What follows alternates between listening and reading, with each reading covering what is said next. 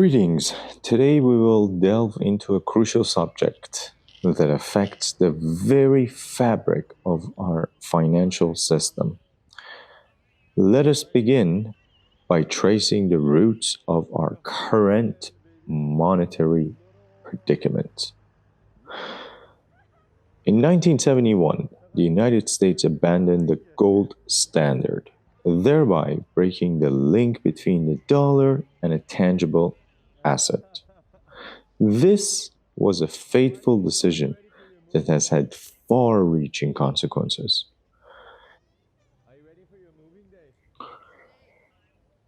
It unleashed the printing presses of the Federal Reserve and created an environment of unrestrained monetary expansion. The consequences of this has been a relentless rise in the national debt and a corresponding increase in the money supply. Now, the implications of this have been profound. Inflation has been steadily rising, eroding the value of our savings and undermining the purchasing power of the average individual. We've been feeling this literally for the past few years, more extremely in the West. But people all across the world have been dealing with this for decades to different extents.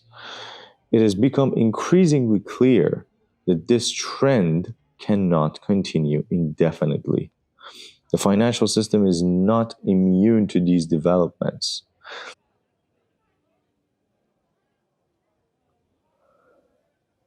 One of the most pernicious aspects of our current monetary system is fractional reserve banking. This is the practice of banks holding only a fraction of the deposits they receive in reserve while lending out the rest. To illustrate this, let's consider a simple example.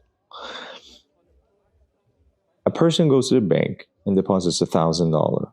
The bank keeps $100 and then loans $900 from that money to another person, person B. Now, person B goes and puts that money into a purchase on a credit card, which goes to as a payment to their bank. And now from that deposit of that $900, person B into his bank, the bank keeps $90, 10%, passes another $810 in loans to person C.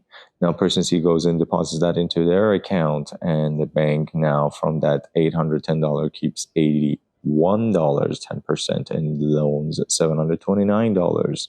Person D, now this is called rinse and repeat. This can happen enough, let's say. Just by this time alone, there is $3,439 in the system created from the initial $1,000 that was deposited. And the bank only has $271 of all of that total $3,000, almost $500 in cash on reserve. And needless to say, this creates a dangerous dynamic in which a relatively small deposit can be leveraged into a much larger amount of money in this system. This system is vulnerable to runs on the bank. And ladies and gentlemen, this system is the current state of the global financial affairs. The United States, since Bretton Woods and becoming the world reserve currency, has been doing this, as mentioned, ever since taking the gold off as the backing of the dollar. And by default, everybody else who leaned on the dollar also lost their direct correlation of money to gold. Now, everybody has been on a race of printing money. And the banks, aside from the government's printing money, are doing the fractional reserve system, the M1 and the M2s, as measured on the numbers released by the Federal Reserve. And those numbers are exactly what's called inflation. Now, aside from that, the current system, as mentioned, is vulnerable to runs on the bank. What does that mean? If depositors become concerned about the stability of the bank or the country or the just economy as a whole and attempt to withdraw their deposits en masse, the banks will basically crumble because they don't have the sufficient funds, as we just discussed, to meet the demand. This can lead to a chain reaction and the failure of multiple banks, which can have disastrous consequences for the broader economy. Now, response to these concerns, because basically the genie's out of the bottle once you start printing, and every time you raise the debt ceiling because you need to print more and more and more, there's going to be more money that needs to be printed because now it's like an addiction. The system needs more money, otherwise it's going to start breaking. And then we've been now lowering the interest rate, which obviously makes it cheaper to borrow for the past few decades, almost a decade. And then now we're going back into times of inflation, heavy inflation. The 20% of all of the Federal Reserve's money was printed in just the past 2 years of the pandemic. These numbers are just unprecedented. But here's the thing. This is the cherry on the top, which really should conclude this episode.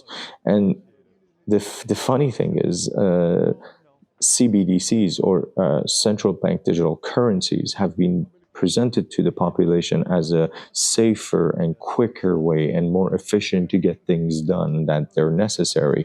But really, the CBDCs are the only solution that the elite have come up with in response to these concerns, the concerns of possible run on the banks because of a system that is not properly managed, aka the fractional reserve banking. The inflation has been really stealing from people's savings silently. That's what inflation is. It's like a silent tax because every year, by the amount of inflation, we lose purchasing power on our money. And now that brings us to this matter, currencies or CBDCs. So these are digital currencies that are issued and controlled by a central authority, such as a central bank. By eliminating the need for physical cash, it is argued actually that the risk of bank runs can be reduced. Okay, smart. So there is no cash.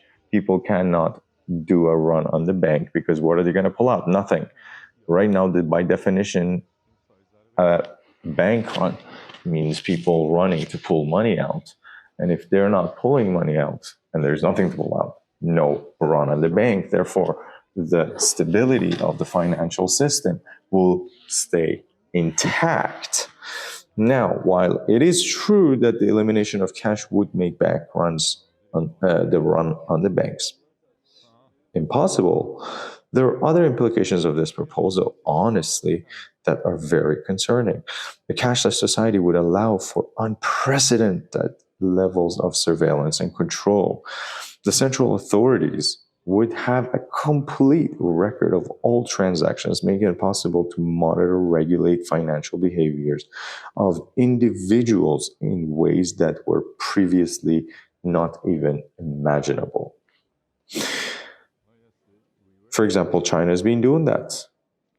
And pair that with social credit scores.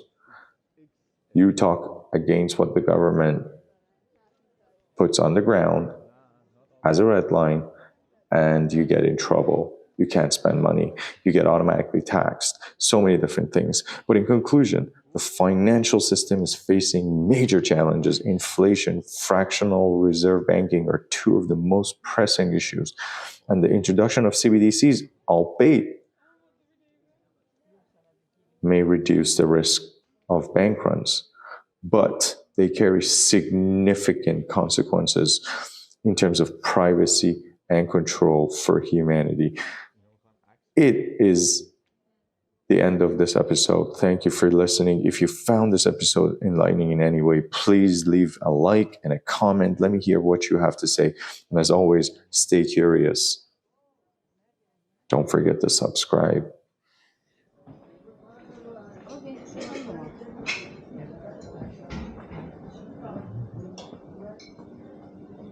Merhaba.